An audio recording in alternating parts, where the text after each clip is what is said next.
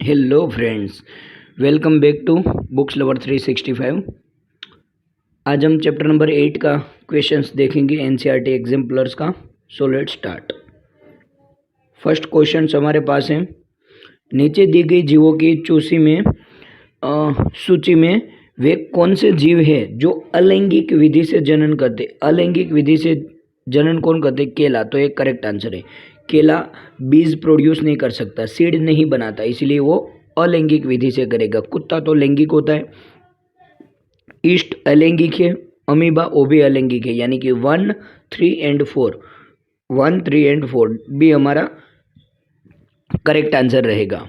ठीक है, आगे बढ़े। क्वेश्चन नंबर 2 हमारे पास है, पुष्प में नर और मादा युग्मकों को उत्पन्न करने वाले भाग। पुष्प में नर युग्मक कहाँ पे पैदा होता है? पुंकेसर के अंदर। तथा मादा युग्मक कहाँ पे पैदा होता है? इस तरह से हमारा क्या होता है, एक मिनट, यह है हमारा पुंकेसर। पुंकेसर के अंदर ये पुंकेसर नर युग्मक पैदा करेगा और मादा युग्मक पैदा करने का काम होता है बीजाशय का। इस तरह से अंडाशय होगा, यहाँ पे अंडाणु होगा। ठीक है, तो यहाँ पे पैदा होगा। तो ऐसा ऑप्शन आपको कहाँ पे दिख रहा है? पुंकेसर तथा अंडाशय, परागकोश तथा अंडाशय, ये रहा। परागाशय के अंदर क्या होगा? पुंकेसर के अंदर परागकोश होगा। तो करेक्ट आंसर होगा सी। नेक्स्ट आगे बढ़े। थर्ड नंबर का क्वेश्चन, एक पुष्प में लैंगिक जनन की परिघटनाओं का सही क्रम कैसा है? पुष्प के अंदर लैंगिक घटना कौन से स्वरूप में होती है? सबसे पहले परागण, यानी कि एक पुष्प में से पराग होगी वो दूसरे पुष्प में जाएगी। दूसरा होगा निषेचन, तो ये भी सही है। नवोद्भिद, उसके बाद भ्रूण, गलत। पहले भ्रूण बनेगा, उसके अंदर से नवोद्भिद शुरुआत में नहीं बनता है। परागण में से निषेचन होगा, यानी कि फर्टिलाइजेशन होगा, उसके बाद भ्रूण यानी कि एम्ब्रियो बनेगा, उसके बाद उसका जर्मिनेशन होगा, नवोद्भिद बनेगा। तो सी हमारा करेक्ट आंसर है। ठीक है, यहाँ पे ऑप्शन सी इज करेक्ट। आगे बढ़े। 4 नंबर का क्वेश्चन, जनन की अलैंगिक विधि से उत्पन्न संतति में परस्पर अधिक समानताएं होती है। अलैंगिक के अंदर समानताएं होती है, बिल्कुल सही है, लेकिन वो क्यों होती है वो हमें बताना है। अधिक होती है क्योंकि कौन से रीजन से यहाँ पे, जैसे वो इस तरह से समानताएं आपको देखने को मिलती है। अलैंगिक जनन में केवल एक ही जनक भाग लेता है, बिल्कुल एक ही पेरेंट्स होगा, इसलिए उसके ही सारे के सारे समानताएं अपने बच्चे के अंदर होगी। अलैंगिक जनन में युग्मक शामिल नहीं होते, बिल्कुल करेक्ट। युग्मक शामिल यानी कि मेल फीमेल दोनों, दो पेरेंट्स इन्वॉल्व नहीं होते, ये भी करेक्ट है। अलैंगिक जनन लैंगिक जनन से पहले होता है, ऐसा थोड़ा होता है भाई, पहले होता है बाद में होता है, ऐसा कुछ भी नहीं होता है। अलैंगिक जनन लैंगिक जनन के बाद में, ऐसा भी ये भी रीजन नहीं। तो 1 एंड 2, ओनली 1 एंड 2 कहाँ पे है आपका? ऑप्शन ए के अंदर। चलो नेक्स्ट देखिए। 5 नंबर का क्वेश्चन, जनकों से संतति में संप्रेषित होने वाले लक्षण किस में विद्यमान होते हैं? हमारे डीएनए के अंदर। किसके अंदर? DNA, deoxy ribo nucleic acid के अंदर। और डीएनए कहाँ पे होता है? जीन। डीएनए के अंदर क्या होते हैं? जीन। और ये कहाँ पे होते हैं?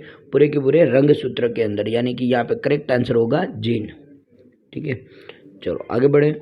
6 नंबर का क्वेश्चन, जनकों से संतति में संप्रेषित होने वाले लक्षण क्या प्रदर्शित करते हैं?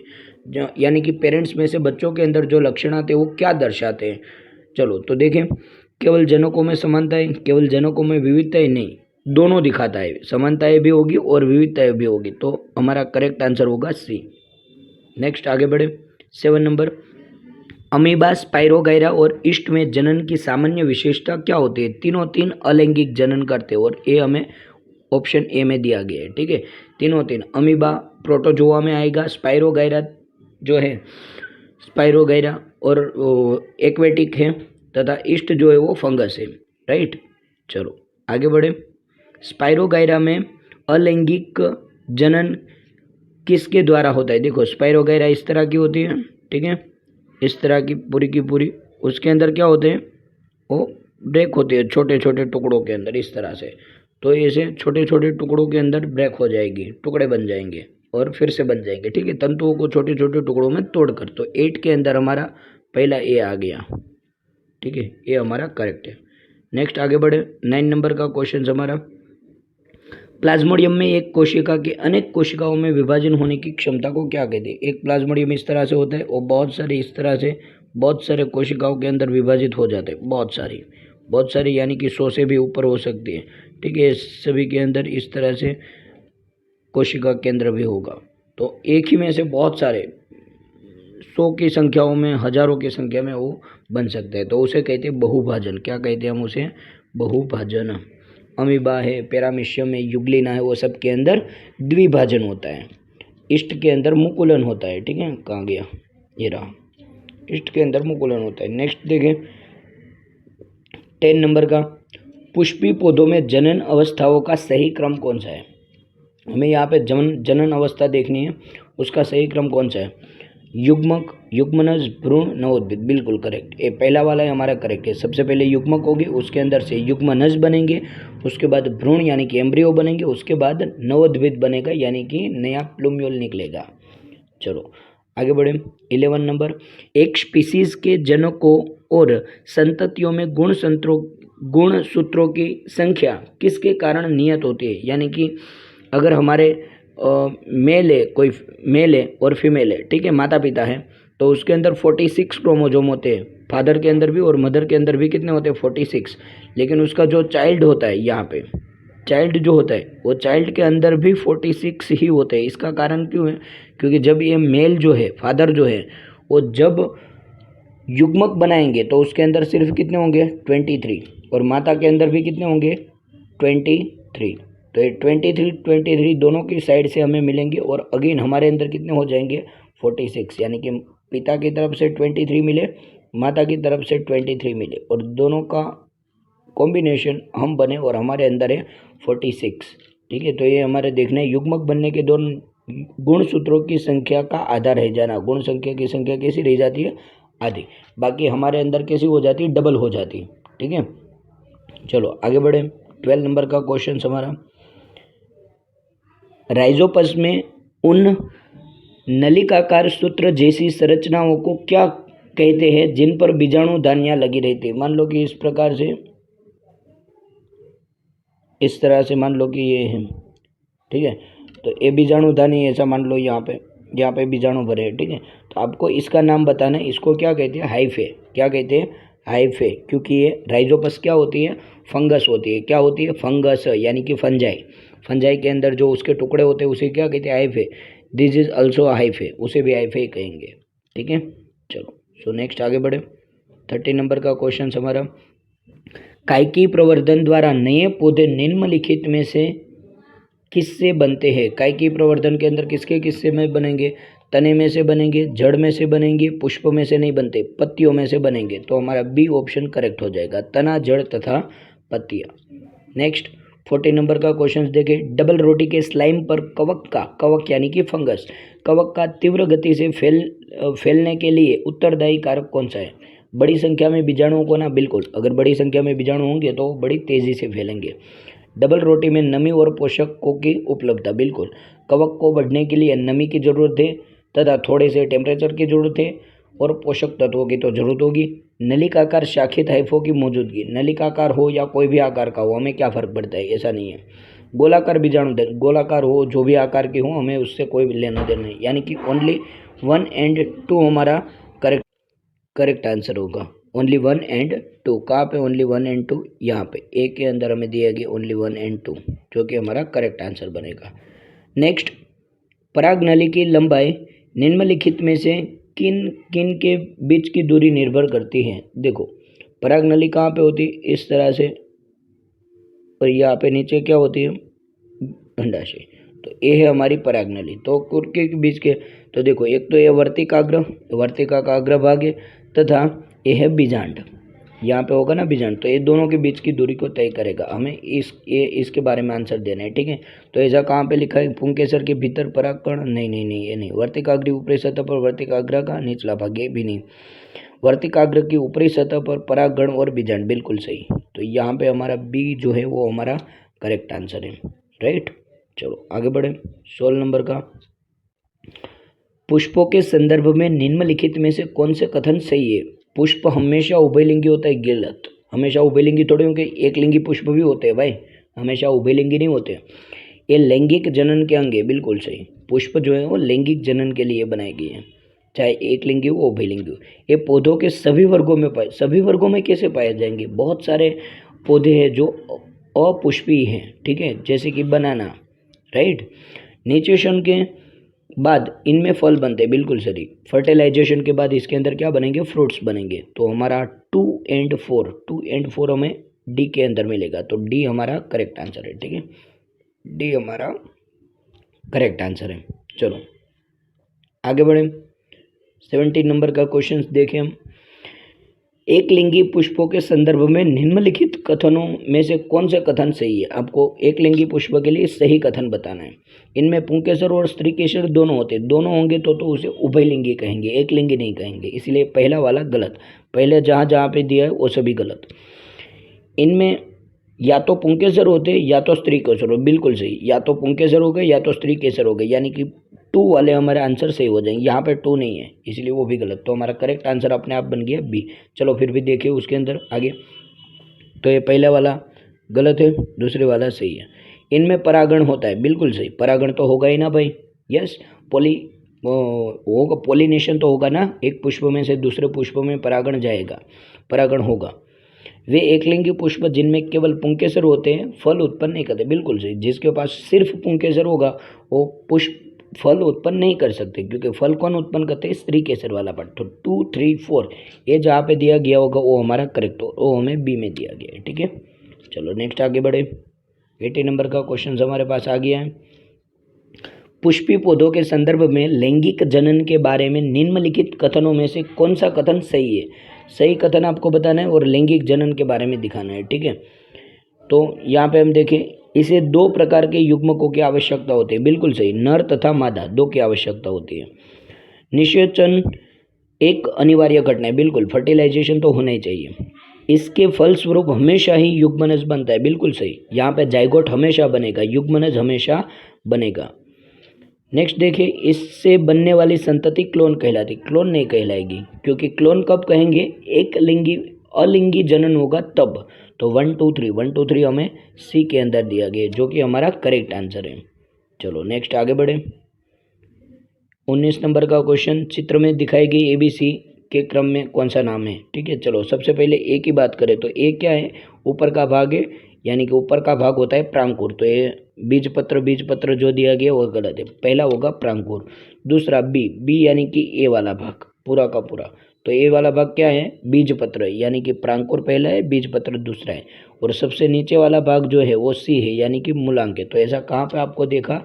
सी के अंदर आपको दिखा, तो ये सी हमारा करेक्ट आंसर है, यानी कि प्रांकुर, बीजपत्र तथा मूलांकुर।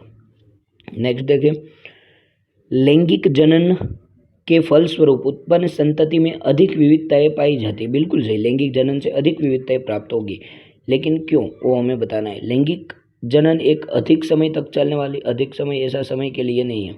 आनुवंशिक पदार्थ एक ही स्पीसीज के 2 जनकों से प्राप्त होता है, बिल्कुल सही। एक ही स्पीसीज के नर तथा मादा में से मिलता है, इसीलिए यहाँ पे अधिक समानताएं मिलेगी। तो बी हमारा करेक्ट आंसर हो जाएगा। चलो नेक्स्ट देखें, 21।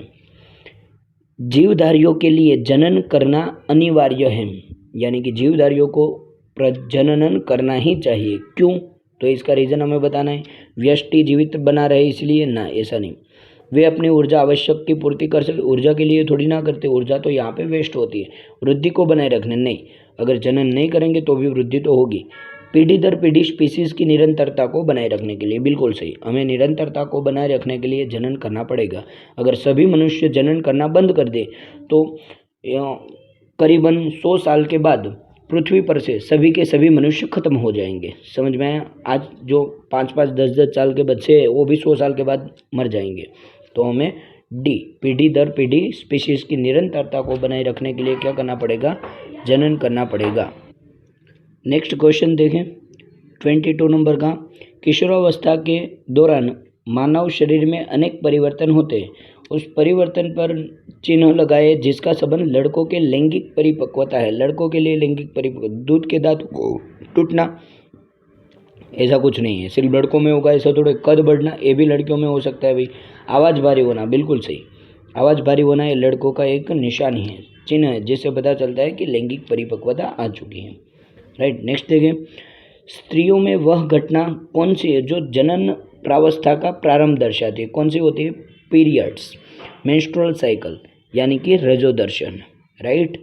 चलो यहाँ से लगातार क्वेश्चंस आते रहते हैं। आगे देखें 24 नंबर का क्वेश्चन, पुरुषों में वृषण वृषण कोश के भीतर स्थित होते हैं क्योंकि इससे सहायता मिलती है। वृषण कोश के अंदर क्यों होते हैं? शरीर से बाहर क्यों होते हैं?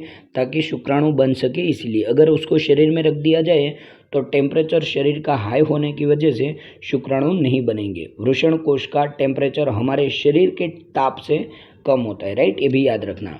कितना कम होता है? तो 1 से 1.5 डिग्री या 1.5 से 2 डिग्री जितना कम होता है। ठीक है। चलो नेक्स्ट देखिए 25 नंबर, यौवनारंभ पर वृषणों का निम्नलिखित में से कौन सा कार्य नहीं होता है? वृषण कौन सा कार्य नहीं करेगा? जनन कोशिकाओं का निर्माण ये तो करेंगी, हमें नहीं करता है वो बताना है। टेस्टोस्टेरोन का स्त्राव वो भी करता है। अपरा का विकास नहीं करता। अपरा का मतलब होता है प्लेसेंटा। अपरा का मतलब क्या होता है? प्लेसेंटा। प्लेसेंटा स्त्रियों के अंदर, माता के अंदर बनती है, जो बालक को, जो बच्चा होता है उसे पोषण प्राप्त कराता है। ठीक है। तो अपरा का विकास नहीं होता है। दूसरा, ईस्ट्रोजन का विकास, ईस्ट्रोजन का स्त्राव भी नहीं करेगा। ईस्ट्रोजन का स्त्राव तो स्त्रियों के अंदर होता है। ठीक है। तो हमें क्या कार्य नहीं है वो आंसर देना है। तो कौन सा कार्य नहीं है? 3 और 4 नंबर का कार्य नहीं है, यानी कि सी हमारा करेक्ट आंसर बनेगा। यहाँ पे सी हमारा करेक्ट आंसर, यानी कि 3 और 4 नंबर का कार्य वृषण का नहीं है। चलो आगे बढ़े। नर जननांगों के विभिन्न भागों में शुक्राणुओं के परिवहन के लिए सही क्रम कौन सा है? तो वृषण में से कहाँ पे जाएगा और उसके बाद कहाँ पे जाएगा? तो सबसे पहले वृषण में से शुक्रवाहक में और शुक्रवाहक में से मूत्रवाहक में। तो पहला ए ऑप्शन से हमारा बिल्कुल सही लिखा है। चलो आगे बढ़े 27 नंबर का। 27 में बी आएगा आंसर यहाँ पे, क्योंकि देखो यहाँ पे हालांकि बी भी नहीं आ सकता है यहाँ पे, लेकिन यहाँ पे मोस्ट अप्रोप्रिएट हिपेटाइटिस आप लिख सकते हो, क्योंकि यहाँ पे आपको बोला गया है कि यौन संचारित नहीं है। तो देखो सिफिलिस यौन संचारित है, HIV वो भी यौन संचारित है, गोनोरिया वो भी यौन संचारित है। मैं आपको अलग से बता दूं हिपेटाइटिस भी यौन संचारित है, लेकिन हिपेटाइटिस के अंदर हिपेटाइटिस ए, हिपेटाइटिस बी, इस तरह से टाइप्स है, और सभी टाइप्स के हिपेटाइटिस होते हैं वो यौन संचारित नहीं होते हैं। इसीलिए यहाँ पे करेक्ट आंसर हम हेपेटाइटिस को मान सकते हैं, लेकिन हेपेटाइटिस के अंदर और टाइप हैं और वो यौन संचारित होते हैं। ठीक है। लेकिन ये सिफिलिस, HIV तथा गोनोरिया ये तीनों 100% यौन संचारित है। ठीक है। तो आपको नहीं है ऐसा बताना है, इसीलिए हमारा करेक्ट आंसर यहाँ पे अभी के लिए क्या बनेगा? हेपेटाइटिस। ठीक है। तो यहाँ पे हमारे MCQ खत्म हुए।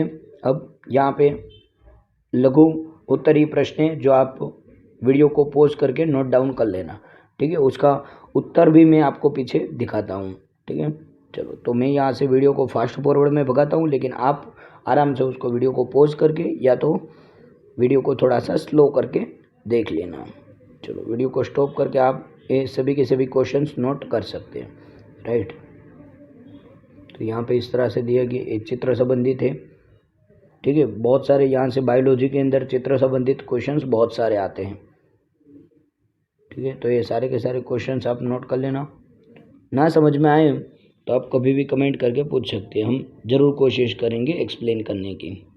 ठीक है। चलो यहाँ पे अब उत्तर दिए गए आपको, तो ये उत्तर भी देख लेना। MCQ के उत्तर है, दिस इज MCQ, बहुविकल्पी यानी कि MCQ में दिए गए। ठीक है। चलो आगे बढ़े। ये लघु उत्तरीय प्रश्नों के उत्तर दिए गए आपको, यहाँ पे आराम से नोट कर लेना। बहुत ही अच्छे से यहाँ पे आपको एक्सप्लेन किया गया है, देख लेना। ठीक है। ना समझ में आए तो आप कभी भी पूछ सकते हैं। वीडियो को पॉज करके लिख लेना। ठीक है। यहाँ से बहुत सारे क्वेश्चंस आते हैं, अब एक बार इसे जरूर देख लेना। दीर्घ उत्तरीय उत्तर भी यहाँ पे दिए गए। अलैंगिक जनन, लैंगिक जनन दोनों का डिफरेंस भी बताया गया है। ठीक है। चलो अच्छे से चित्र वाले क्वेश्चन जरूर देख के जाना। चित्र वाले क्वेश्चन बहुत ज़्यादा ज़रूरी है। ठीक है। यहाँ से बहुत सारे क्वेश्चंस आते हैं, देख लेना है। पुष्प जो आपको दिखाई गए हैं। ठीक है। यहाँ पे हिंट दे रखी है आपको।